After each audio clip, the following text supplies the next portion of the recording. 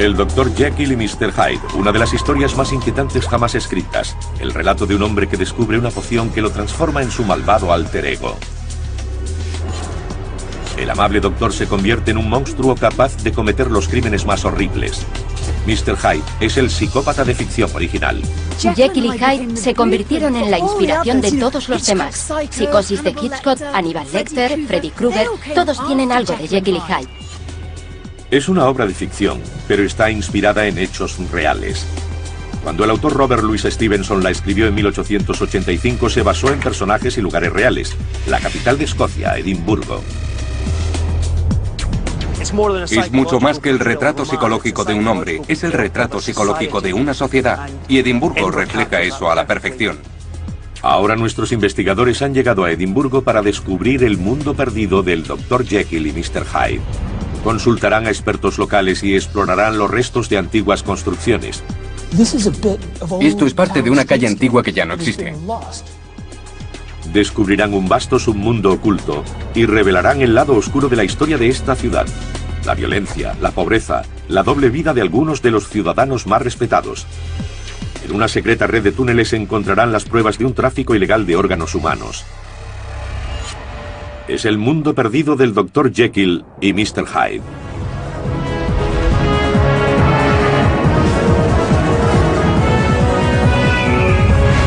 Mundos perdidos, el Dr. Jekyll y Mr. Hyde. Edimburgo, la capital de Escocia. Una ciudad con más de 1000 años de historia. Está situada en la costa este de Gran Bretaña, a 65 kilómetros al norte de la frontera inglesa. Edimburgo es la ciudad natal del escritor Robert Louis Stevenson, que alcanzó la fama en 1885 con la publicación de su historia de terror El extraño caso del Dr. Jekyll y Mr. Hyde. En la novela, Jekyll, un médico honorable, traba relación con un siniestro desconocido llamado Edward Hyde.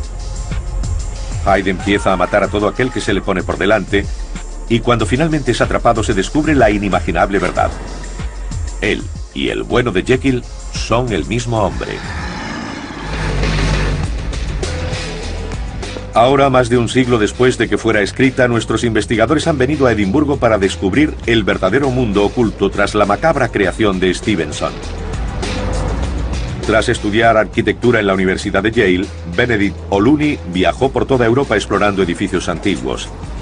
Ahora va a aplicar sus conocimientos a la investigación de la arquitectura de Edimburgo.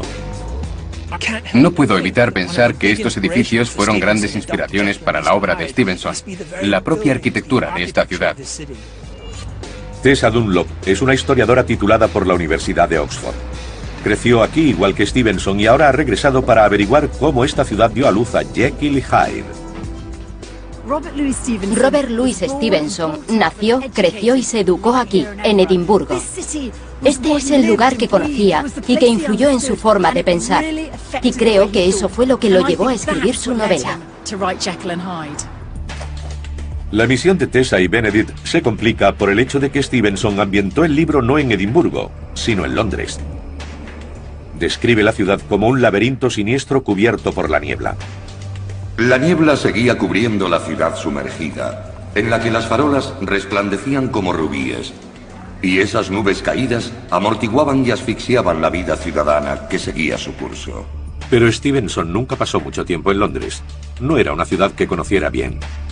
Mucha gente cree que el libro está ambientado en las calles de Edimburgo. Tessa quiere ir un paso más allá y encontrar esas mismas calles. Para ello se ha reunido con el historiador local Jan Henderson. ¿Hasta qué punto crees que Stevenson estaba influenciado por Edimburgo? Creo que mucho. Mirando a nuestro alrededor vemos que es una ciudad imponente, y en la época en la que vivió Stevenson incluso más. Mucha gente cree que los personajes de Jekyll y Hyde tienen mucho que ver con Edimburgo. Entonces, ¿por qué ambientó Stevenson su libro en Londres? Porque no era tonto. Y sabía que poniéndolo en Londres ganaría más dinero. De no existir Edimburgo, ¿habría existido Jekyll y Hyde? No lo creo. Es mucho más que el retrato psicológico de un hombre, es el retrato psicológico de una sociedad. Y Edimburgo refleja eso a la perfección. Robert Louis Stevenson retrató la ciudad de entonces en su libro. Pero exactamente dónde encontró la inspiración para el sombrío telón de fondo de su historia. Tessa empieza buscando la casa en la que creció. Está en Heriot Row, una de las calles más caras de Edimburgo. Cuando Stevenson vivió aquí hace 150 años, esta parte de la ciudad era un barrio recién construido. Y aún así Stevenson veía cada día el lado más antiguo de la ciudad. Es fascinante, porque he descubierto que esta es la casa de Robert Louis Stevenson. Aquí se mudó cuando tenía 7 años. Imagínese a un niño muy enfermizo, sufriendo todas aquellas enfermedades como escarlatina, fiebres o bronquitis. Probablemente no pudo pasar mucho tiempo jugando en la calle. En vez de eso, se quedaría encerrado en ese ático. ¿Y qué veía desde su ventana? La otra mitad de Edimburgo, una parte muy diferente de la ciudad. Stevenson vivía en la zona nueva y elitista de Edimburgo, pero su habitación daba al barrio antiguo de la ciudad, calles y edificios con más de 6 siglos. Al hacerse mayor, empieza a obsesionarse con el carácter singular del casco antiguo de Edimburgo. Incluso escribe una guía, describiendo sus lugares al detalle. Adora las laberínticas calles de la ciudad. Se atraviesan oscuros arcos, escaleras y callejones. Los pasos son tan estrechos que se puede poner una mano en cada pared. ¿Inspiraron estas calles los amenazadores callejones de Jekyll y Hyde? Benedict se dirige al centro del barrio antiguo para investigarlo. He conseguido una copia de este fantástico mapa de Edimburgo de 1640. Y muestra estrechos callejones, pequeñas calles que conducen a la calle principal y forman una especie de masa compacta tan característica de la ciudad antigua. Es algo que todavía podemos ver en Edimburgo. A pesar de que muchos de los edificios antiguos han sido sustituidos, la disposición de la vieja Edimburgo ha permanecido intacta desde hace 500 años. Está dominada por una serie de calles estrechas y tortuosas que parten de la calle principal, Hyde Street. Utilizando mapas antiguos y un modelo del terreno, podemos ver cómo se formaron esas calles angostas. Crecieron a partir del castillo que sigue dominando Edimburgo desde lo alto de un promontorio. La calle principal baja por la ladera y se conoce como la Milla Real. En 1513 se construyó una muralla alrededor de la ciudad. Ello suponía que Edimburgo solo podía crecer en una dirección, hacia arriba. Algunos de los edificios alcanzaban 14 plantas, fueron los rascacielos de la época. Las calles eran estrechas, dada la falta de espacio, y la altura de los edificios las volvía sombrías. Cuando Stevenson habla de los lugares que recorre Mr. Hyde, su descripción encaja con estas mismas calles. El oscuro barrio, con sus calles fangosas y sus pasadizos desaliñados, con sus farolas que nunca se apagaban, parecía sacado de la ciudad de una pesadilla. Pero no solo fueron los detalles físicos de la ciudad los que influenciaron a Stevenson, también su ambiente. Tessa y Benedict deben retroceder 150 años para hallar el Edimburgo que el autor conoció. Descubrirán los restos de una ciudad subterránea, historias de estafadores, ladrones de cadáveres y asesinos en serie. Estos lugares y estas gentes inspiraron la creación del Dr. Jekyll y Mr. Hyde. Nuestros investigadores se encuentran en la capital escocesa, Edimburgo, buscando pistas sobre los hechos y lugares reales que se esconden tras la historia del Dr. Jekyll y Mr. Hyde.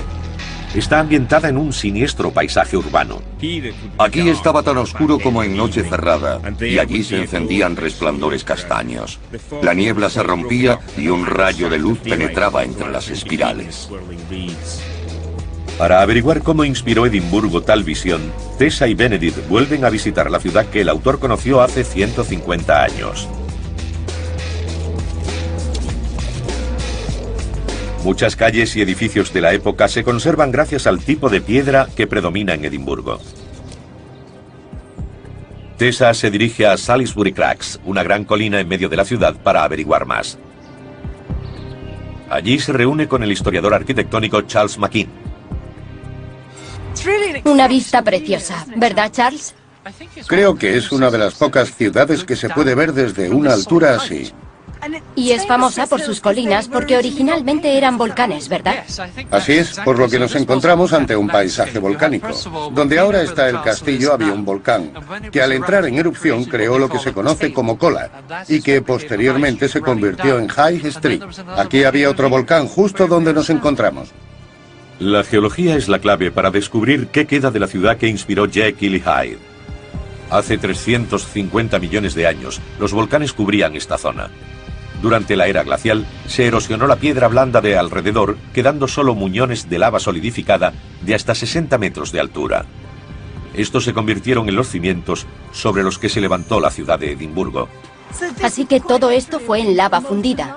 Exacto. ¿Hace millones de años? Sí, hace mucho tiempo. El volcán expulsaba lava que bajaba y se endurecía tras la erupción. Ello proporcionó una base estupenda para la ciudad. La gente ha estado construyendo sobre esta roca más de 3000 años. Su durabilidad prestó un apoyo a los edificios comparable con los cimientos más estables. Eso significa que cuando se construye algo en Edimburgo, dura mucho tiempo. Casas e incluso calles enteras de la época de Stevenson aún se conservan bajo tierra. Una de esas calles es Mary King's Close. Actualmente se encuentra bajo las City Chambers, un gran edificio gubernamental en la Milla Real construido en 1753. Tessa se ha reunido con Jan Henderson para averiguar un poco más. Estamos en una ladera muy empinada que baja por la Milla Real hasta Coburn Street. Mary King's Close se encontraba aquí mismo, pero construyeron las City Chambers encima. Así que ahora es como una caverna. Así es. Bajo sus pies y conservado bajo los muros de la Royal Exchange, se encuentra un laberinto de antiguas casas, muchas con más de 500 años de antigüedad. Tessa desciende hasta los restos de estas calles para averiguar cómo la vida aquí inspiró el mundo de Jekyll y Hyde. Esto es empapelado del siglo XVI. Aquí vivía gente. Es realmente curioso. Es como si estuviésemos en una calle al aire libre y sin embargo está cubierta. ¿Cómo se hizo? Al mirar hacia arriba deberíamos ver el cielo, pero vemos el suelo de los edificios gubernamentales. La resistencia de la piedra volcánica sobre la que se alza Edimburgo permitió a los arquitectos de las City Chambers edificar sin necesidad de cimientos. En su lugar construyeron sobre las casas ya existentes, eliminando las últimas plantas para crear una plataforma nivelada. La ciudad en la que se ambienta Jekyll y Hyde es descrita como un antro de suciedad y pobreza. La niebla levantó un poco descubriendo un miserable callejón, una taberna y a unos niños harapientos acurrucados en las puertas. Tessa encuentra similitudes en Mary King's Close. Cuesta imaginar cómo era la vida en un sitio así. Debía ser repugnante vivir en la planta inferior de alguno de estos edificios. Era asqueroso. Edimburgo no tenía alcantarillado. Se deshacían de la porquería tirándola por la ventana y gritando «Gare l'eau», agua va. Del francés «Garde de l'eau». Solo que no era agua, sino excrementos, aguas residuales, gatos muertos o la abuela. Todo lo que no quisieran en su casa. Si uno iba por la calle y oía gritar desde arriba «Gare l'eau», debía responder «Tap your hand», que significa «espere un momento». Con suerte esperaban para dar tiempo a que la gente se apartara pegándose a la pared y le caía a los pies. También había un hacinamiento terrible. Una investigación del siglo XVI sobre las condiciones de vida aquí reveló que hasta 1000 personas vivían en una calle pequeña. ¿Quiénes vivían aquí? ¿Existía alguna jerarquía social? La había, pero era bastante extraña. Dada la superpoblación de Edimburgo, todo el mundo vivía en los mismos edificios. Los ricos hacían lo posible por evitar a los pobres en todas las situaciones, lo cual era complicado. No obstante, lo que solían hacer era construir una escalera desde la calle hasta sus ventanas, para no tener que usar la escalera común y mezclarse con las clases bajas. Ahora podemos revelar el aspecto de Mary King's Close antes de quedar enterrada bajo las City Chambers. Los edificios tenían varias plantas y los más pobres vivían en las inferiores, cerca de las sucias calles. Pero lo más extraordinario de Mary King's Close es que la calle no fue abandonada cuando se construyó encima. Los miembros más pobres de la sociedad siguieron viviendo bajo este gran edificio. Y seguían haciéndolo 100 años después, cuando Stevenson vivía en la ciudad. En tiempos de Stevenson, las City Chambers ya cubrían Mary King's Close. ¿Se sabe a ciencia cierta si conocía este lugar? Por supuesto que conocía Mary King's Close. Era famoso. Probablemente vino al casco antiguo y vio la pobreza y el crimen que había. De hecho, escribió sobre ello en varias ocasiones. No creo que Stevenson escribiera sobre nada que no conociera. Mugriento, pobre y enterrado, literalmente. Mary King's Close era el modelo perfecto para la espeluznante y peligrosa ciudad de Jekyll y Hyde. Pero Edimburgo también inspiró a Stevenson la idea matriz de la historia. El ser humano es dual. El concepto de una identidad dividida era tan nuevo e inquietante que aterrorizaría a los lectores durante décadas, y surgió de hechos reales, ocurridos en la ciudad de Edimburgo. Nuestros expertos están en la capital de Escocia, Edimburgo. Intentan encontrar las pistas ocultas del mundo que inspiró a Robert Louis Stevenson para crear la historia de Jekyll y Hyde. Han descubierto cómo el pasado de la ciudad se conserva en un mundo subterráneo. Ahora verán que la urbe no solo está dividida entre superficie y subsuelo, también lo está entre la ciudad nueva y la vieja. Esta división tuvo una influencia directa en la idea central de Jekyll y Hyde. El hombre no es uno, sino dos. Todos los seres humanos son una mezcla de bien y de mal. Como el personaje del Dr. Jekyll, la Edimburgo de Stevenson también tenía dos caras muy diferentes. Hacia el norte se construyó una nueva ciudad prácticamente de cero. Y no podía ser más diferente del casco antiguo. Una urbe con dos identidades. Eso fue lo que le dio la idea para Jekyll y Hyde. Tessa se ha reunido con Charles McKean en el archivo histórico de la ciudad. Charles, ¿por qué Edimburgo decidió construir una ciudad nueva? Fue una decisión política. La gente quería redefinirse y decidieron construir fuera del casco antiguo, en esa zona de ahí, una ciudad nueva que representara una nueva forma de vida, una nueva sociedad civil. El nuevo desarrollo de Edimburgo era de tal magnitud que se convocó un concurso de ideas. Arquitectos de todo el país fueron invitados a presentar sus proyectos. El ganador propuso un diseño geométrico de calles amplias y proporcionadas. El nuevo barrio estaba destinado a gente de alto rango y mucho dinero, aristócratas, y lo dejaron bien claro. Los profesionales y la gente corriente debían ceñirse a la ciudad vieja. Este era un barrio exclusivo. Estas mejoras continuaron durante 70 años y transformaron la ciudad por completo. Los pantanos fueron convertidos en jardines públicos, se construyeron puentes para unir las dos partes y se tendió el ferrocarril por el valle. Edimburgo se convirtió en dos ciudades. Este nuevo barrio de aristócratas debió tener un efecto extraordinario en la ciudad. Exacto. Poco a poco, las clases medias y los profesionales fueron abandonando la ciudad vieja y mudándose a la nueva, hasta el punto en que nadie con cierto nivel vivía ya en el casco antiguo y viceversa, por lo que el barrio pobre se sumió en una espiral de declive. Dividida física y económicamente, las dos mitades de Edimburgo se convirtieron en polos opuestos.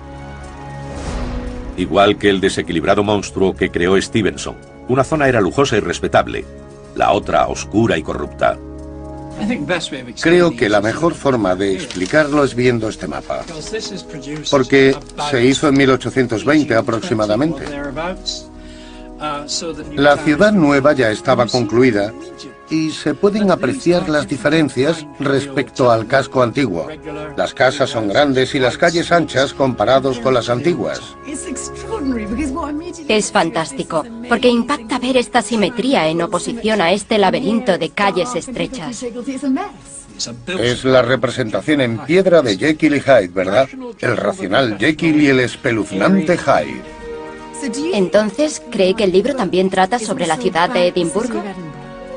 Eso creo. Y en mi opinión también consiguió captar la atmósfera de la ciudad, convirtiéndola en ficción. Pero tales ideas no solo surgieron de Edimburgo como ciudad, también proceden de los personajes de su historia. A medida que la construcción de la nueva ciudad dejaba a la antigua empobrecida y anárquica, calles como Mary King's Close se convirtieron en guaridas de criminales. Entre ellos un joven adinerado llamado Deacon Brodie. Su historia se convertiría en leyenda. Supongo que un individuo como Deacon Brodie encajaba en un lugar como este. Puedo imaginarlo recorriendo estos callejones. Deacon Brodie es un caso extraño, ya que participaba de los dos estratos sociales de esta ciudad. Era un hombre respetable, concejal y probablemente propietario de una buena casa. Pero de noche era jugador, embustero, ladrón, timador y frecuentaba sótanos en los que se jugaba a los dados y se apostaba en peleas de gallos, entre otras cosas. Concejal de día y ladrón de noche, Deacon Brodie llevaba una doble vida y puede ser un modelo para el Dr. Jekyll. Pero vivió 70 años antes de que naciera Stevenson. ¿Qué sabía de Brodie? La respuesta se encuentra en la antigua prisión de Edimburgo, conocida como Tolbooth. El edificio desapareció en 1817, pero la historiadora Jane Caldwell muestra a Benedict dónde estuvo. Se alzaba justo aquí. Sus torretas llegaban hasta la actual Milla Real, impidiendo el paso de la gente.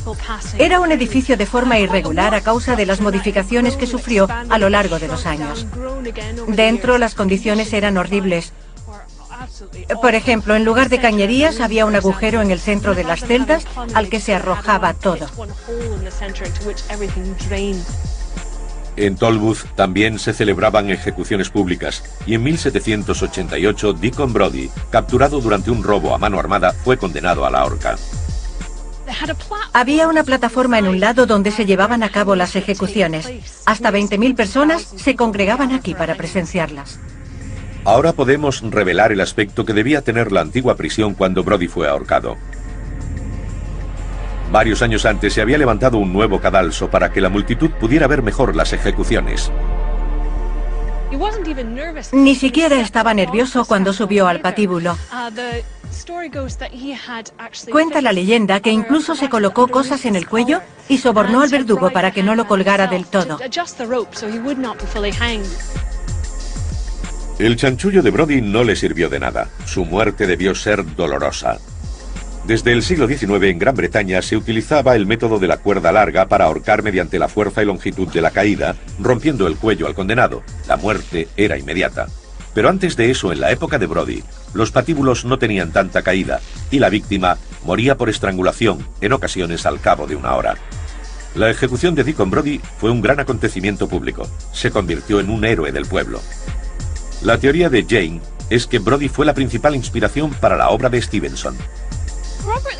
En su juventud, Stevenson sufrió bastantes enfermedades y al pasar tanto tiempo en cama, mucha gente iba a contarle historias. Su favorita, que nunca se cansaba de oír, era la de Deacon Brodie. Al hacerse mayor, quiso contar la historia, pero pensó que no era apropiado dar el mismo nombre a una persona que llevaba dos vidas diferentes, de día y de noche. Así que dividió al personaje en el Dr. Jekyll y Mr. Hyde. Es probable que Deacon Brodie inspirara a Stevenson la idea de un hombre con doble vida. Pero hay otro elemento importante en la historia de Jekyll y Hyde.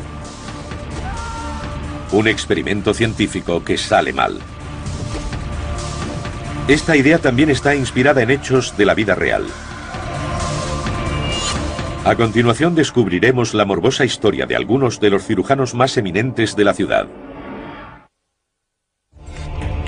Nuestros investigadores se encuentran en Edimburgo descubriendo la ciudad que hace 150 años inspiró a Robert Louis Stevenson a escribir su novela de terror sobre el Dr. Jekyll y Mr. Hyde. En el libro, las sangrientas historias sobre los crímenes de Hyde no se revelan. Sus actividades son referidas de forma esquiva como horripilantes, malvadas o indescriptibles. ¿Pero se inspiró Stevenson en una serie de crímenes reales? Benedict O'Looney examinará los aspectos más oscuros del pasado de Edimburgo. Comenzará investigando el siniestro rumor de que la ciudad fue una vez el centro de una red ilegal de tráfico de órganos humanos. Su primera pista es uno de los puentes construidos hace más de 200 años para unir las dos partes de Edimburgo. En 1785, los regidores de la ciudad construyeron este fantástico puente que une la espina dorsal de la ciudad medieval con los nuevos barrios del norte y el sur.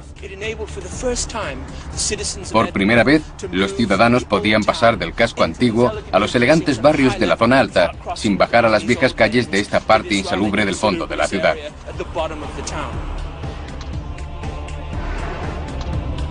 El puente se construyó entre dos hileras de edificios diseñados para acoger nuevas tiendas elegantes.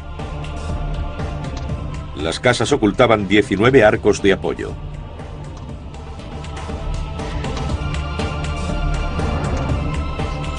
Durante más de 100 años, los arcos permanecieron sellados y olvidados, pero recientemente han sido reexaminados.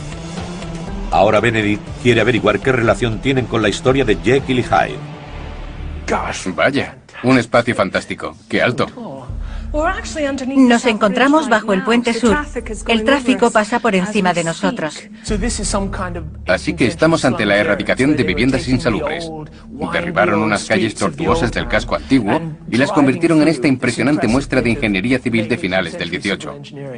Eso es exactamente. Echaron abajo 4 calles y reciclaron la piedra de los edificios para crear esta sala abovedada. En esa esquina de ahí se puede ver la mampostería. Hay un largo dintel procedente de una casa que una vez se alzó en uno de los callejones. ¿Para qué servía este sitio? Esta zona fue diseñada para utilizarse como talleres o almacenes para los negocios del puente. Y el espacio está aprovechado al máximo. Detrás podemos ver cómo se subdividió en habitaciones. Hemos encontrado pruebas de que hubo un almacén de cerveza aquí abajo, e incluso había bodegas en los cuartos inferiores.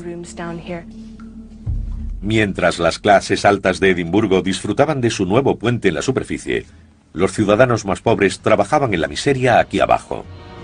Hay más de 120 habitaciones en estos sótanos y su tamaño varía desde 1 a 18 metros de longitud. Se pueden oír las goteras y se han formado estalactitas. Y no solo eso, no construían chimeneas para que saliera el humo. Así que este debía llenar toda la habitación cada vez que encendían un fuego. Para alumbrarse, al no haber ventanas ni luz natural, encendían lámparas de aceite. El más barato era el de pescado, por lo que el hedor inundaba la habitación. Tampoco había cañerías, por lo que en un rincón se dejaba el cubo con los excrementos. Aquí abajo las condiciones eran terribles. Con el tiempo, el uso de los sótanos cambió. Eran un gran recurso de espacio. O eso les parecía a los pobres. Así que algunos las utilizaban como almacenes o incluso como casas. La demanda de viviendas en aquella época era acuciante. Entre 1800 y 1840 la población de Edimburgo se duplicó con la llegada de inmigrantes pobres. Esta zona se hizo famosa por su pobreza extrema. Y probablemente los pobres vieron un buen refugio en estos espacios vacíos que nadie usaba. No es que fueran perfectos, pero seguían siendo una buena alternativa a dormir en la calle. Estas cámaras eran toda una tentación. ¿Cómo era la vida en estos sitios? Para ser sinceros, había mucha actividad ilegal. Las tabernas y los burdeles se multiplicaron por 12 en esos años, y todos estaban por aquí. Esta parte de Edimburgo se convirtió en ingobernable, una zona prohibida. Pero ¿qué relación tienen estos sótanos con el rumor sobre el tráfico de órganos? Al entrar, hemos visto que la pared es normal y lisa hasta llegar hasta aquí. Parece un túnel excavado a toda prisa. Exacto. ¿Qué es? Es la mitad de un túnel que al otro lado lleva a Infirmary Street. El túnel está orientado al sur y llega hasta Infirmary Street, donde se encuentra la Facultad de Medicina de Edimburgo. Al estar bloqueado, Jane y Benedict siguen la ruta del túnel por la superficie hasta un viejo bar. Luego vuelven a descender a través de un sótano. Nunca había bajado aquí y no esperaba encontrar un espacio tan grande. Pensé que llegaríamos a uno de los sótanos, no a una sala tan grande como esta. Esto parece la superficie de una de las calles que hemos visto del viejo Edimburgo. Hay una canalización en medio y viejas losas a cada lado, por lo que creo que es una parte de una calle antigua que ya desapareció. Supongo que nos encontramos bajo Infirmary Street, así que puede que esto sea parte de la antigua calle que había antes de que se construyera el puente del sur. He contado 29 escalones desde el nivel de la calle, así que calculo que nos encontramos a unos 6 metros bajo la superficie. Aproximadamente es la misma profundidad que tiene el túnel que vimos bajo el puente. ¿Podría ser el mismo? Es probable. Lo que dices concuerda. Jane y Benedict han descubierto un pasadizo secreto que conecta los peligrosos sótanos con la Facultad de Medicina. El túnel se utilizaba a comienzos del siglo XIX, cuando Edimburgo era la capital médica de Europa. Los estudiantes de anatomía de la ciudad eran considerados los mejores. ¿Por qué estaban estos dos mundos conectados de tal forma? ¿Cuál es su relación con Jekyll y Hyde? Tessa acude a la Facultad de Medicina para averiguarlo. Se entrevista con un profesor de anatomía. La anatomía es la base de las disciplinas clínicas. Por consiguiente, si un estudiante decidía convertirse en un cirujano cualificado, debía conocer la anatomía humana al detalle. El problema era que cada vez había menos cuerpos disponibles para hacer la disección. Así que en Edimburgo hay una facultad con gran demanda, en especial en anatomía, pero con escasez de cuerpos. Sí, así surgió el tráfico ilegal de cadáveres. Tessa ha descubierto que los rumores sobre los traficantes de cadáveres son ciertos. En el siglo XIX, grupos de hombres exhumaban los cadáveres en los cementerios de Edimburgo y los vendían a la Facultad de Medicina. Pero, ¿conocía Stevenson estas actividades? ¿Dejaron los traficantes alguna prueba física? Tessa se dirige a uno de los cementerios más antiguos de la ciudad. ¿Estamos en uno de los cementerios donde operaban los ladrones de cuerpos? Sí, de hecho, Greyfus debía ser uno de sus favoritos. Está en medio de la ciudad vieja, centro de toda la actividad delictiva. También está cerca del departamento de anatomía de la Universidad de Edimburgo, donde vendían los cuerpos. Los hombres de la resurrección, como los llamaban, solían venir por la noche, saltaban la tapia, buscaban una tumba reciente, la descubrían, abrían el ataúd y sacaban el cuerpo, normalmente mediante ganchos que le introducían por las fosas nasales, para luego meterlo en un saco. Debió ser una auténtica pesadilla para las familias. En una época de tantas supersticiones, los ladrones de tumbas debían parecerles horribles. Los hombres de la resurrección estaban peor considerados aún que los asesinos. El robo de tumbas era tan común que incluso afectó al diseño de los cementerios. Se erigieron muros y torres de vigilancia para protegerlos. Había que tener bastante dinero para permitirse meter el cuerpo en uno de estos pudrideros, y se ve claramente para qué. El cadáver permanece aquí y queda protegido. Tras un par de días, deja de ser útil a los anatomistas y por tanto a los ladrones. Es entonces cuando se entierra adecuadamente. El robo de cadáveres era un trabajo desagradable pero lucrativo. El cuerpo de un niño podía valer entre 1 libra y 1,5 libras. Por varios cuerpos se podían ganar 4 o 5 libras. Si era época de escasez, se pagaban 15 y hasta 30 libras, que en aquella época era mucho dinero. Un cadáver reciente podía reportar el equivalente a más de 300 euros actuales. Los ladrones eran hombres desesperados de las zonas más pobres de la ciudad. El tipo de gente que utilizaba los sótanos bajo el puente del sur, no solo como refugio, sino también como red clandestina de almacenamiento y transporte de cadáveres. Junto a los sótanos hay un viejo bar llamado Bannerman's. Y este era el bar que frecuentaba Robert Louis Stevenson. Bebiendo aquí debió escuchar historias sobre los ladrones de cuerpos. Puede que incluso conociera a algunos de los que practicaban este turbio comercio. Pero hubo un hombre y una historia que pudo inspirarlo a crear al monstruoso Dr. Jekyll. William Burke, uno de los asesinos en serie más prolíficos de Escocia. Nuestros investigadores se encuentran en la antigua ciudad de Edimburgo. Han descubierto que esconde un mundo subterráneo y una sangrienta historia. Todo ello influyó en Robert Louis Stevenson para crear su espeluznante relato de Jekyll y Hyde. En los años anteriores a Stevenson, Edimburgo sufría el espantoso azote de unos hombres llamados ladrones de cadáveres. Entraban en los cementerios y desenterraban los cuerpos para venderlos en la escuela de anatomía, inspirando directamente la novela de Stevenson. En el verano de 1828, dos inmigrantes irlandeses, William Burke y William Hare, urdieron un plan para simplificar el proceso del robo de cuerpos. Me han hablado de una pareja llamada Burke y Hare. Burke y Hare no eran ladrones de cuerpos. Nunca pusieron un pie en un cementerio con ese propósito. Eran asesinos en serie. Su plan era merodear por la ciudad de noche y buscar a gente que nadie echaría de menos. Pobres, prostitutas. Se acercaban a ellos y les ofrecían un lugar en el que quedarse, un asiento junto al fuego y tanta bebida como quisieran. Los atiborraban de bebida hasta que caían al suelo borrachos y no podían defenderse. William Hare solía sujetarlos y William Burke los mataba. Sus armas eran estos 3 dedos. Metían 2 por la nariz y el tercero bajo la boca, asfixiando así a sus víctimas en pocos minutos. Así tenían buenos cadáveres sin heridas de bala o cuchillo que vendían a buen precio a la Facultad de Medicina. En 18 meses, Burke y Hare mataron a 17 personas. Fue la mayor ola de asesinatos de Escocia. He descubierto que Burke y Hare eran individuos especialmente macabros. También eran manipuladores, por la forma en la que mataban a sus víctimas. Por ejemplo, casi siempre eran personas mayores y vulnerables. Generalmente, recién llegados a la ciudad, a los que nadie echaría de menos.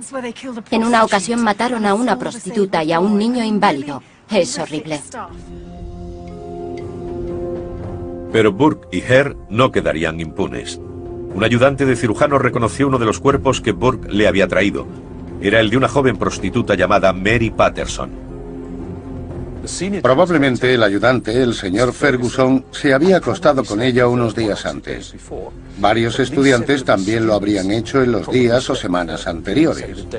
La reconocieron de inmediato y preguntaron a Burke, al que le habían comprado el cuerpo, cómo murió. Era muy joven. A lo que él contestó: estas cosas le pasan a gente que bebe mucho, y obviamente ella era alcohólica. La investigación de la muerte de Patterson condujo a la policía hasta Hare, quien prestó declaración a cambio del perdón. Burke fue juzgado y condenado por múltiples asesinatos. William Burke fue ejecutado públicamente. Unas 20.000 personas fueron al centro de la ciudad para presenciarlo. Todas las ventanas, los tejados y las calles estaban llenas de gente. Pero pensaron que era apropiado entregar su propio cuerpo, ya que había dado tantos a la Facultad de Medicina. El cuerpo de Burke fue enviado directamente del patíbulo a la Facultad de Medicina, donde recibió el mismo tratamiento que los cuerpos de sus víctimas. Se hicieron algunos moldes de su cara, esta es una, cuando todavía estaba en la prisión de Tolbooth, en Edimburgo. Este es el molde ya muerto, sacado poco después de ser ejecutado. No está demasiado clara, pero se supone que esta es la marca de la cuerda. Tras obtener la mascarilla, los miembros de la Escuela de Anatomía diseccionaron el cuerpo de Burke e hicieron una serie de libretas con su piel. Algunas de ellas todavía siguen en circulación. Tessa ha descubierto que los restos de Burke aún siguen aquí. Este es el infame Burke. Tiene un aspecto macabro. Fue diseccionado bajo la autoridad del profesor de anatomía de la época. Se hizo para disuadir a otra gente de cometer asesinatos. William Burke fue ejecutado en 1831, solo 20 años antes del nacimiento de Stevenson. ¿Fue este el hombre que inspiró la creación del Dr. Jekyll? No puedo evitar pensar que hay muchas similitudes entre el Jekyll y Hyde de Stevenson y este extraño mundo dual de profesionales, médicos y ladrones de cuerpos y asesinos. Creo que la relación es bastante directa. Stevenson se inspiró en el suceso Burke y Hare que ocurrió en Edimburgo años antes, ya que la historia habría llegado a sus oídos. Stevenson conocía a Burke. Incluso escribió un relato sobre sus crímenes llamado Los ladrones de cadáveres. Pero Tessa no está convencida de que Burke sea el personaje en el que se basa Jekyll. Es interesante porque por un lado está el horror de robar cadáveres y por otro la necesidad de que la ciencia avance. Sí, los ladrones de cuerpos fueron vilipendiados, pero solo eran la mitad de la ecuación. Los médicos que compraban los cuerpos también estaban implicados. Aquello llevó a un desprestigio de los doctores de Edimburgo y por supuesto Stevenson acabó escribiendo sobre un médico de conducta viciada. Jekyll es un doctor respetable que abusa de sus conocimientos y crea una poción que le permite satisfacer sus más oscuros deseos. Tessa ha comprendido que si quiere encontrar la persona que verdaderamente inspiró al Dr. Jekyll, no tiene que buscar en los barrios bajos de la ciudad, sino en el nuevo y lujoso sector donde vivían los profesionales respetables, y en concreto el Dr. Robert Knox. Knox enseñaba anatomía y era muy conocido en la ciudad. A sus clases acudían hasta 500 estudiantes. Y fue él quien compró todas y cada una de las víctimas de Burke y Hare. El Dr. Knox era excesivamente despreocupado. Si hubiera examinado los cuerpos con más atención, se habría dado cuenta de que algunos eran bastante sospechosos. La mayoría de la gente pensaba que le era indiferente y que probablemente no preguntó, cuando debía haberlo hecho. Knox era un doctor que practicaba con cadáveres de víctimas de asesinatos, algo que debía haber notado. Jekyll era un doctor que abusaba de su conocimiento médico para llevar a cabo sus fantasías de asesinato. ¿Estaba el Dr. Jekyll basado en el Dr. Knox? Para averiguarlo, Tessa visita la plaza en la que vivió. Me encuentro en la plaza donde el infausto Dr. Knox tenía sus salas de anatomía. Lo más interesante es que Stevenson escribió que el Dr. Jekyll también vivía en una plaza de bonitas casas antiguas. En la novela de Stevenson, el Dr. Jekyll vive en una casa que había pertenecido a un famoso cirujano y que incluso tenía una antigua aula de anatomía en la parte de atrás. El alter ego de Jekyll, Mr. Hyde, solía ser visto entrando y saliendo por la puerta trasera de esa sala. El Dr. Knox tenía un aula de anatomía en su casa y pedía a Burke y Hare que utilizaran la puerta trasera para hacer sus entregas. La casa del Dr. Knox en la plaza Sargent Square ya no existe, pero conocemos su aspecto. Increíblemente era casi idéntica a la descripción de Stevenson de la casa del Dr. Jekyll. Al girar la esquina, había una plaza de casas antiguas y elegantes. Una de estas casas, la segunda desde la esquina, seguía ocupada en su totalidad y mostraba todas las señales de confort y lujo. En el Dr. Knox, Tessa y Benedict han encontrado al hombre y el mundo real oculto tras Jekyll y Hyde. Volver a Edimburgo me ha ayudado a entender en qué se inspiraba Stevenson cuando escribió su novela. Nació en una ciudad de contrastes y, por supuesto, conoció las historias de la gente de Edimburgo. Deacon Brodie, Burke y Hare, los ladrones de cadáveres, el Dr. Knox, dualidades e hipocresía. Uniendo todos esos elementos, se crea al monstruo brillante, complejo y espeluznante que era el Dr. Jekyll y Mr. Hyde.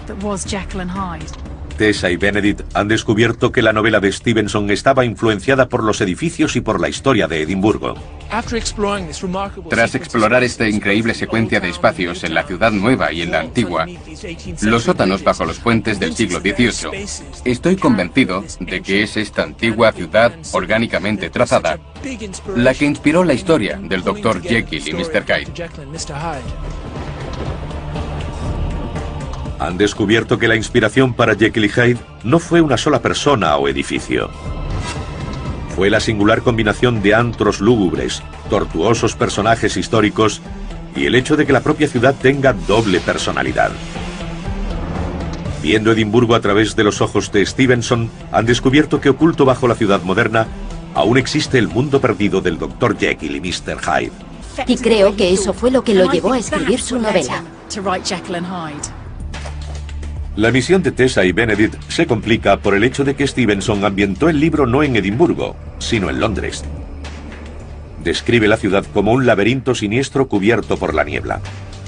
La niebla seguía cubriendo la ciudad sumergida, en la que las farolas resplandecían como rubíes, y esas nubes caídas amortiguaban y asfixiaban la vida ciudadana que seguía su curso. Pero Stevenson nunca pasó mucho tiempo en Londres. No era una ciudad que conociera bien. Mucha gente cree que el libro está ambientado en las calles de Edimburgo. Tessa quiere ir un paso más allá y encontrar esas mismas calles. Para ello se ha reunido con el historiador local Jan Henderson. ¿Hasta qué punto crees que Stevenson estaba influenciado por Edimburgo? Creo que mucho. Mirando a nuestro alrededor vemos que es una ciudad imponente, y en la época en la que vivió Stevenson incluso más. Mucha gente cree que los personajes de Jekyll y Hyde tienen mucho que ver con Edimburgo. Entonces, ¿por qué ambientó Stevenson su libro en Londres? Porque no era tonto. Y sabía que poniéndolo en Londres ganaría más dinero. De no existir Edimburgo, ¿habría existido Jekyll y Hyde? No lo creo. Es mucho más que el retrato psicológico de un hombre. Es el retrato psicológico de una sociedad. Y Edimburgo refleja eso a la perfección. Robert Louis Stevenson retrató la ciudad de entonces en su libro. Pero exactamente dónde encontró la inspiración para el sombrío telón de fondo de su historia. Tessa empieza buscando la casa en la que creció. Está en Heriot Row, una de las calles más caras de Edimburgo. Cuando Stevenson vivió aquí hace 150 años, esta parte de la ciudad era un barrio recién construido. Y aún así Stevenson veía cada día el lado más antiguo de la ciudad. Es fascinante, porque he descubierto que esta es la casa de Robert Louis Stevenson. Aquí se mudó cuando tenía 7 años. Imagínese a un niño muy enfermizo, sufriendo todas aquellas enfermedades como escarlatina, fiebres o bronquitis. Probablemente no pudo pasar mucho tiempo jugando en la calle. En vez de eso, se quedaría encerrado en ese ático. ¿Y qué veía desde su ventana? La otra mitad de Edimburgo, una parte muy diferente de la ciudad. Stevenson vivía en la zona nueva y elitista de Edimburgo, pero su habitación daba al barrio antiguo de la ciudad, calles y edificios con más de 6 siglos. Al hacerse mayor, empieza a obsesionarse con el carácter singular del casco antiguo de Edimburgo. Incluso escribe una guía, describiendo sus lugares al detalle. Adora las laberínticas calles de medicina de Edimburgo. Al estar bloqueado, Jane y Benedict siguen la ruta del túnel por la superficie hasta un viejo bar. Luego vuelven a descender a través de un sótano. Nunca había bajado aquí y no esperaba encontrar un espacio tan grande. Pensé que llegaríamos a uno de los sótanos, no a una sala tan grande como esta. Esto parece la superficie de una de las calles que hemos visto del viejo Edimburgo.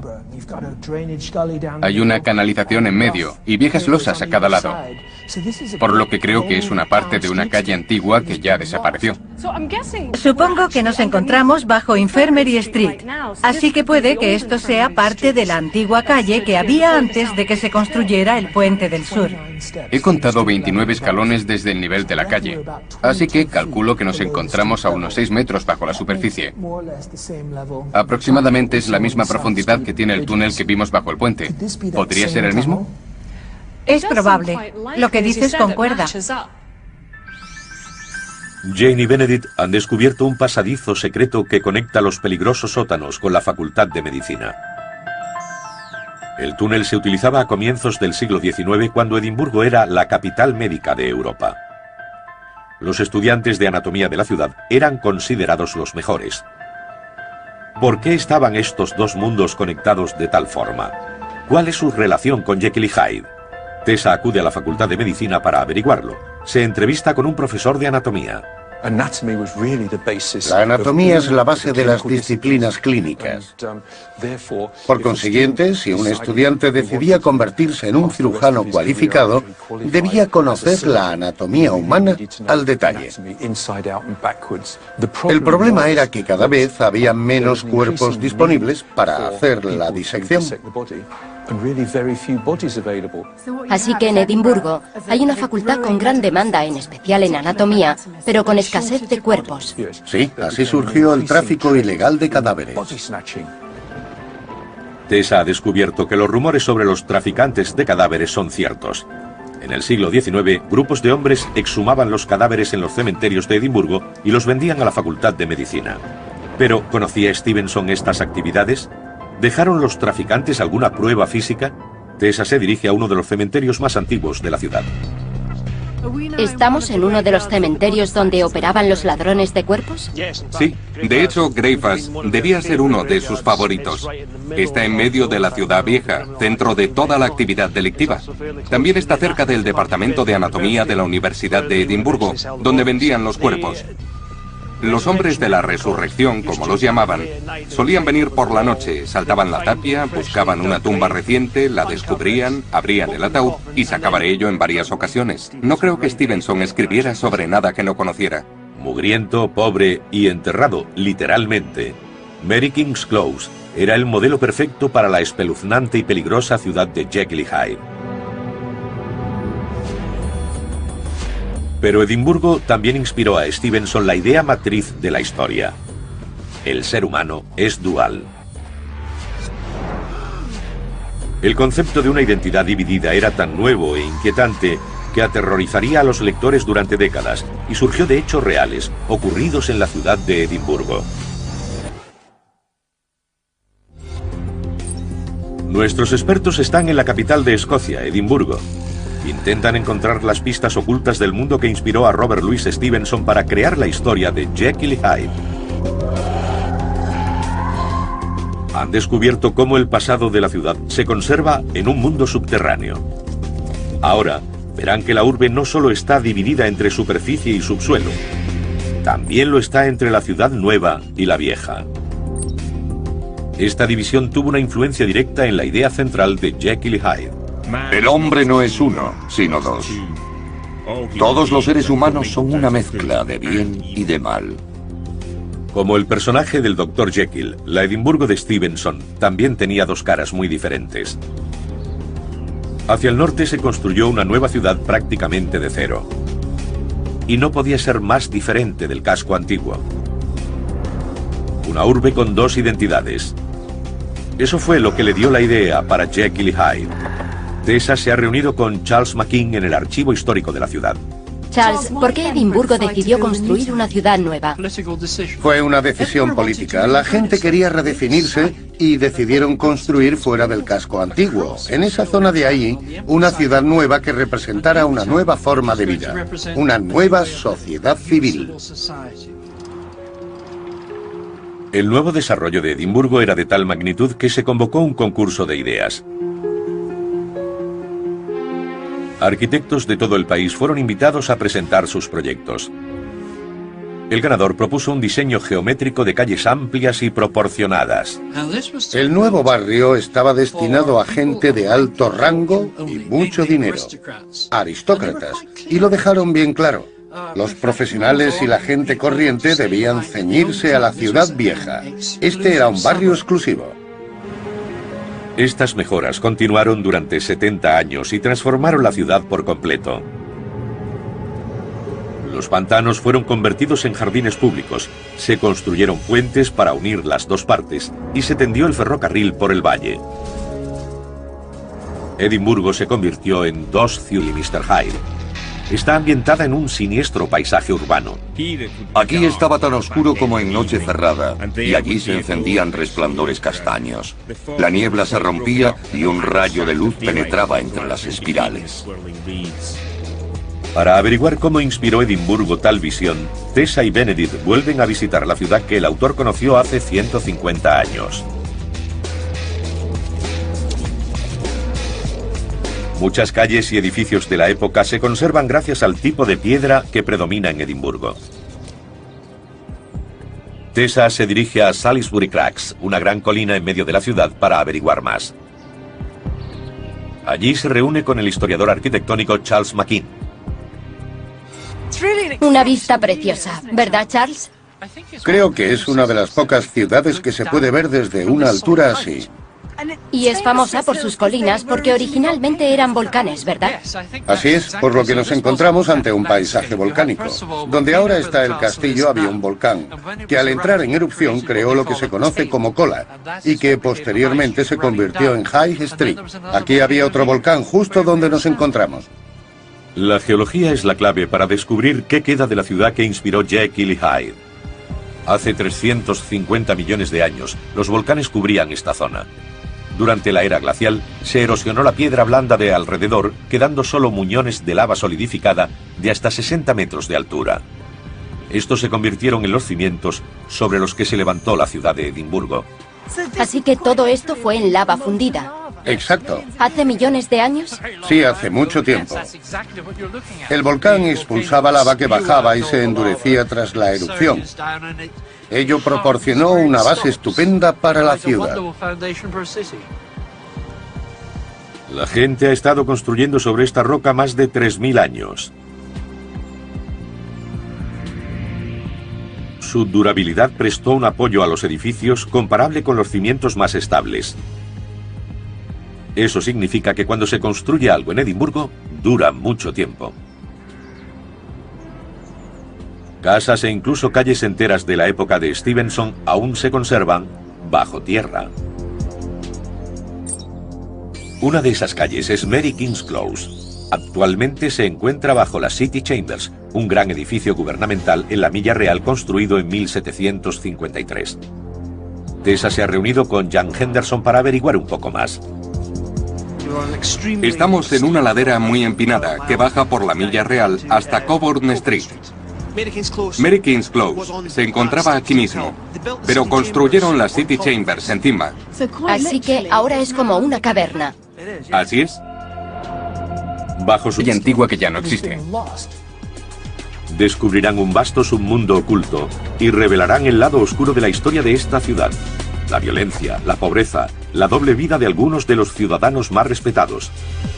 En una secreta red de túneles encontrarán las pruebas de un tráfico ilegal de órganos humanos. Es el mundo perdido del Dr. Jekyll y Mr. Hyde.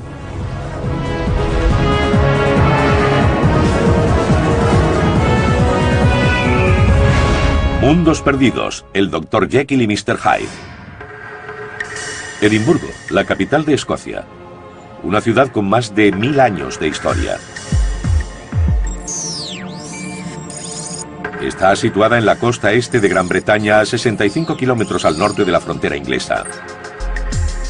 Edimburgo es la ciudad natal del escritor Robert Louis Stevenson, que alcanzó la fama en 1885 con la publicación de su historia de terror El extraño caso del Dr. Jekyll y Mr. Hyde. En la novela, Jekyll, un médico honorable, traba relación con un siniestro desconocido llamado Edward Hyde.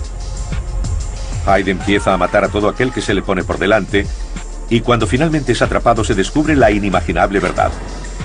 Él y el bueno de Jekyll son el mismo hombre. Ahora, más de un siglo después de que fuera escrita, nuestros investigadores han venido a Edimburgo para descubrir el verdadero mundo oculto tras la macabra creación de Stevenson. Tras estudiar arquitectura en la Universidad de Yale, Benedict O'Looney viajó por toda Europa explorando edificios antiguos. Ahora va a aplicar sus conocimientos a la investigación de la arquitectura de Edimburgo. No puedo evitar pensar que estos edificios fueron grandes inspiraciones para la obra de Stevenson, la propia arquitectura de esta ciudad. Tessa Dunlop es una historiadora titulada por la Universidad de Oxford. creció aquí igual que Stevenson y ahora ha regresado para averiguar cómo esta ciudad dio a luz a Jekyll y Hyde. Robert Louis Stevenson nació, creció y se educó aquí, en Edimburgo. Este es el lugar que conocía y que influyó en su forma de pensar. Y creo que eso fue lo que lo llevó a escribir su novela. La misión de Tessa y Benedict se complica por el hecho de que Stevenson ambientó el libro no en Edimburgo, sino en Londres. Describe la ciudad como un laberinto siniestro cubierto por la niebla. La niebla seguía cubriendo la ciudad sumergida, en la que las farolas resplandecían como rubíes, y esas nubes caídas amortiguaban y asfixiaban la vida ciudadana que seguía su curso. Pero Stevenson nunca pasó mucho tiempo en Londres. No era una ciudad que conociera bien. Mucha gente cree que el libro está ambientado en las calles de Edimburgo. Tessa quiere ir un paso más allá y encontrar esas mismas calles. Pero Burke y Hare no quedarían impunes. Un ayudante de cirujano reconoció uno de los cuerpos que Burke le había traído. Era el de una joven prostituta llamada Mary Patterson. Probablemente el ayudante, el señor Ferguson, se había acostado con ella unos días antes. Varios estudiantes también lo habrían hecho en los días o semanas anteriores. La reconocieron de inmediato y preguntaron a Burke, al que le habían comprado el cuerpo, cómo murió. Era muy joven. A lo que él contestó: estas cosas le pasan a gente que bebe mucho, y obviamente ella era alcohólica. La investigación de la muerte de Patterson condujo a la policía hasta Hare, quien prestó declaración a cambio del perdón. Burke fue juzgado y condenado por múltiples asesinatos. William Burke fue ejecutado públicamente. Unas 20.000 personas fueron al centro de la ciudad para presenciarlo. Todas las ventanas, los tejados y las calles estaban llenas de gente. Pero pensaron que era apropiado entregar su propio cuerpo, ya que había dado tantos a la Facultad de Medicina. El cuerpo de Burke fue enviado directamente del patíbulo a la Facultad de Medicina, donde recibió el mismo tratamiento que los cuerpos de sus víctimas. Se hicieron algunos moldes de su cara, esta es una, cuando todavía estaba en la prisión de Tolbooth, en Edimburgo. Este es el molde ya muerto, sacado poco después de ser ejecutado. No está demasiado clara, pero se supone que esta es la marca de la cuerda.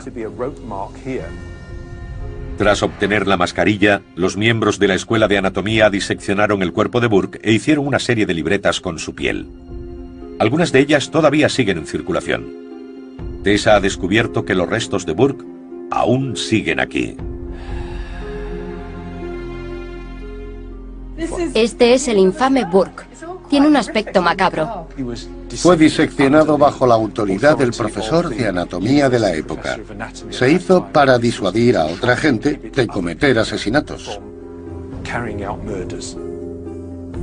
William Burke fue ejecutado en 1831, solo 20 años antes del nacimiento de Stevenson. ¿Fue este el hombre que inspiró la creación del Dr. Jekyll? No puedo evitar pensar que hay muchas similitudes entre el Jekyll y Hyde de Stevenson y este extraño mundo dual de profesionales, médicos y ladrones de cuerpos y asesinos. Creo que la relación es bastante directa. Stevenson se inspiró en el suceso Burke y Hare que ocurrió en Edimburgo años antes, ya que la historia habría llegado a sus oídos. Stevenson conocía a Burke.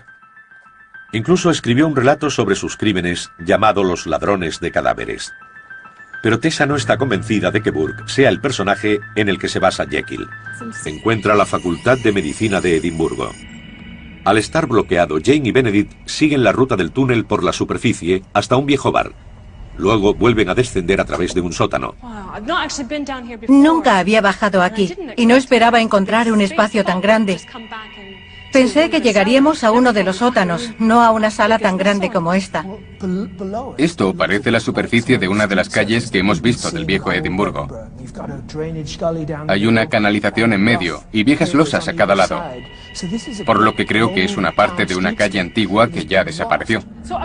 Supongo que nos encontramos bajo Infirmary Street, así que puede que esto sea parte de la antigua calle que había antes de que se construyera el puente del sur. He contado 29 escalones desde el nivel de la calle, así que calculo que nos encontramos a unos 6 metros bajo la superficie. Aproximadamente es la misma profundidad que tiene el túnel que vimos bajo el puente. ¿Podría ser el mismo? Es probable. Lo que dices concuerda. Jane y Benedict han descubierto un pasadizo secreto que conecta los peligrosos sótanos con la Facultad de Medicina. El túnel se utilizaba a comienzos del siglo XIX, cuando Edimburgo era la capital médica de Europa. Los estudiantes de anatomía de la ciudad eran considerados los mejores. ¿Por qué estaban estos dos mundos conectados de tal forma? ¿Cuál es su relación con Jekyll y Hyde? Tessa acude a la Facultad de Medicina para averiguarlo. Se entrevista con un profesor de anatomía. La anatomía es la base de las disciplinas clínicas. Por consiguiente, si un estudiante decidía convertirse en un cirujano cualificado, debía conocer la anatomía humana al detalle. El problema era que cada vez había menos cuerpos disponibles para hacer la disección. Así que en Edimburgo hay una facultad con gran demanda, en especial en anatomía, pero con escasez de cuerpos. Sí, así surgió el tráfico ilegal de cadáveres. Tessa ha descubierto que los rumores sobre los traficantes de cadáveres son ciertos. En el siglo XIX, grupos de hombres exhumaban los cadáveres en los cementerios de Edimburgo y los vendían a la Facultad de Medicina. Pero, ¿conocía Stevenson estas actividades? ¿Dejaron los traficantes alguna prueba física? Tessa se dirige a uno de los cementerios más antiguos de la ciudad. ¿Estamos en uno de los cementerios donde operaban los ladrones de cuerpos? Sí, de hecho, Greyfus debía ser uno de sus favoritos. Está en medio de la ciudad vieja, centro de toda la actividad delictiva. También está cerca del departamento de anatomía de la Universidad de Edimburgo, donde vendían los cuerpos. Los hombres de la resurrección, como los llamaban, solían venir por la noche, saltaban la tapia, buscaban una tumba reciente, la descubrían, abrían el... 50 millones de años, los volcanes cubrían esta zona. Durante la era glacial, se erosionó la piedra blanda de alrededor, quedando solo muñones de lava solidificada de hasta 60 metros de altura. Estos se convirtieron en los cimientos sobre los que se levantó la ciudad de Edimburgo. Así que todo esto fue en lava fundida. Exacto. ¿Hace millones de años? Sí, hace mucho tiempo. El volcán expulsaba lava que bajaba y se endurecía tras la erupción. Ello proporcionó una base estupenda para la ciudad. La gente ha estado construyendo sobre esta roca más de 3000 años.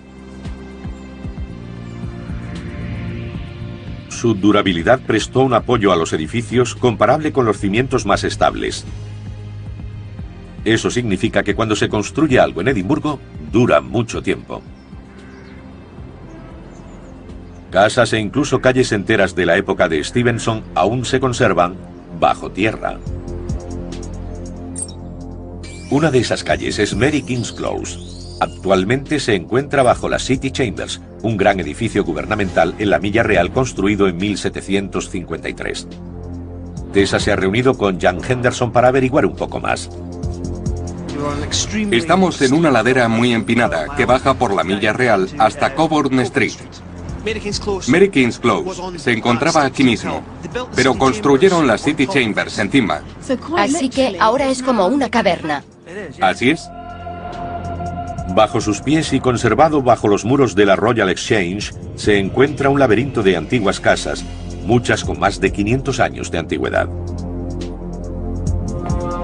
Tessa desciende hasta los restos de estas calles para averiguar cómo la vida aquí inspiró el mundo de Jekyll y Hyde.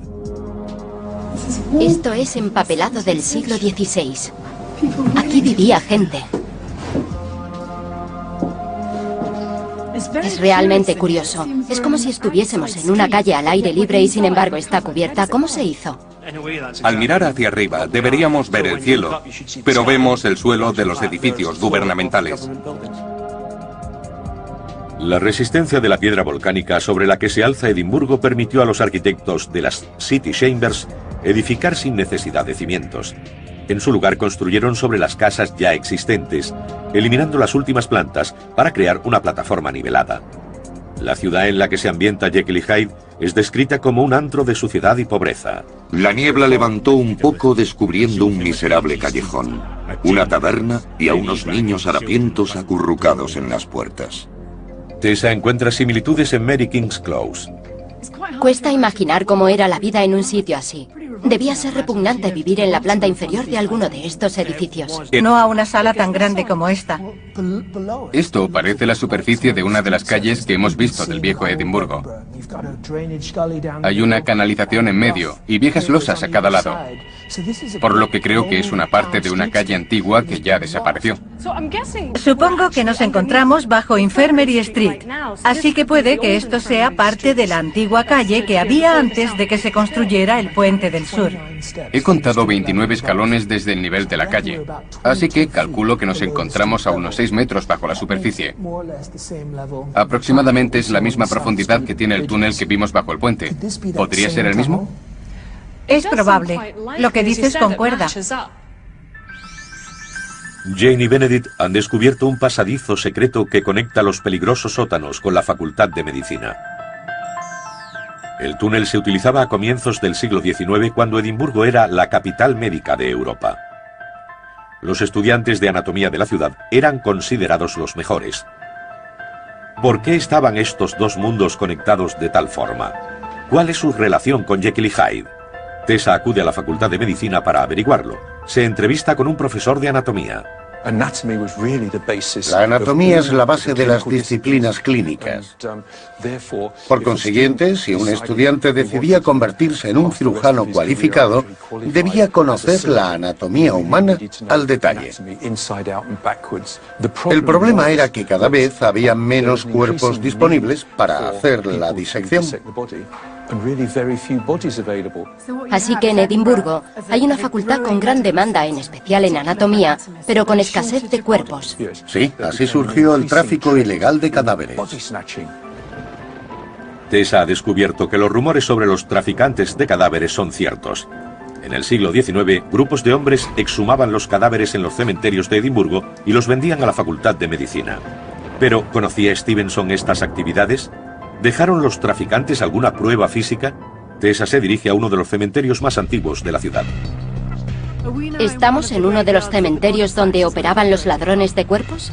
Sí, de hecho, Greyfast debía ser uno de sus favoritos. Está en medio de la ciudad vieja, centro de toda la actividad delictiva. También está cerca del departamento de anatomía de la Universidad de Edimburgo, donde vendían los cuerpos.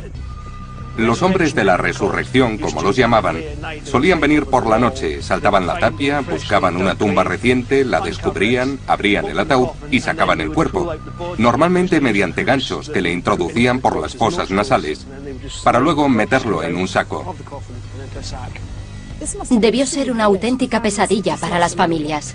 En una época de tantas supersticiones, los ladrones de tumbas debían parecerles horribles. Los hombres de la resurrección estaban a City Chambers encima.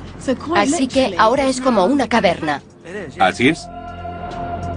Bajo sus pies y conservado bajo los muros de la Royal Exchange, se encuentra un laberinto de antiguas casas, muchas con más de 500 años de antigüedad. Tessa desciende hasta los restos de estas calles para averiguar cómo la vida aquí inspiró el mundo de Jekyll y Hyde. Esto es empapelado del siglo XVI. Aquí vivía gente. Es realmente curioso. Es como si estuviésemos en una calle al aire libre y sin embargo está cubierta. ¿Cómo se hizo? Al mirar hacia arriba deberíamos ver el cielo, pero vemos el suelo de los edificios gubernamentales. La resistencia de la piedra volcánica sobre la que se alza Edimburgo permitió a los arquitectos de las City Chambers edificar sin necesidad de cimientos. En su lugar construyeron sobre las casas ya existentes, eliminando las últimas plantas para crear una plataforma nivelada. La ciudad en la que se ambienta Jekyll y Hyde es descrita como un antro de suciedad y pobreza. La niebla levantó un poco descubriendo un miserable callejón, una taberna y a unos niños harapientos acurrucados en las puertas. Tessa encuentra similitudes en Mary King's Close. Cuesta imaginar cómo era la vida en un sitio así. Debía ser repugnante vivir en la planta inferior de alguno de estos edificios. Era asqueroso. Edimburgo no tenía alcantarillado. Se deshacían de la porquería tirándola por la ventana y gritando «Garde l'eau», agua va. Del francés «Garde de l'eau». Solo que no era agua, sino excrementos, aguas residuales, gatos muertos o la abuela. Todo lo que no quisieran en su casa. Si uno iba por la calle y oía gritar desde arriba «Garde l'eau», debía responder Have your hand, que significa espere un momento. Con suerte esperaban para dar tiempo a que la gente se apartara pegándose a la pared y le caía a los pies. También había un hacinamiento terrible. Una investigación del siglo XVI sobre las condiciones de vida aquí reveló que hasta 1000 personas vivían en una calle pequeña. ¿Quiénes vivían aquí?